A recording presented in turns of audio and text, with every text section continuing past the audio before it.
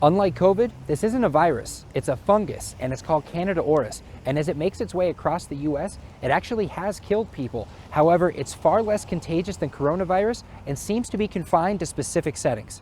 Many medical experts are calling it a superbug, and so far, it's earned that nickname. Can be very difficult to treat because there's strains have been found to be resistant to multiple antifungal agents.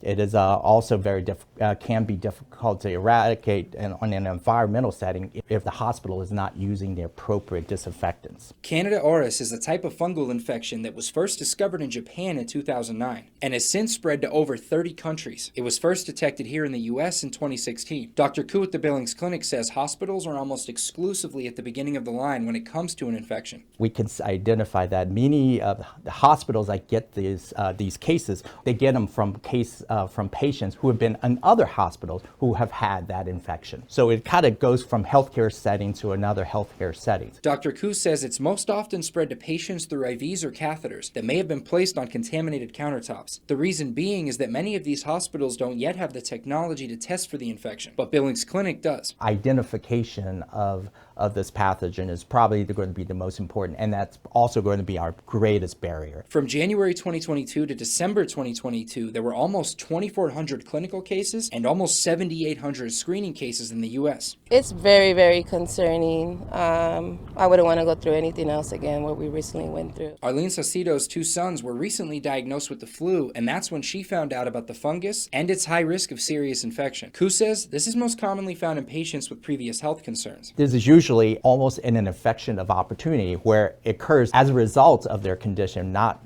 usually occurs in someone who's already a healthy host. And despite the timing lining up perfectly with one of the most popular shows in the world, we're safe from that outcome and a repeat of 2020. It's not airborne, so we have that. So it's not going to spread like spores, like in The Last of Us. And while Montana has yet to see its first case, Koo says it's only a matter of time. So we're aware, and we are ready. Just now, it's really kind of a waiting game to see when are we going to get our first case of Candida auris. In Billings, Phil Van Pelt, MTN News.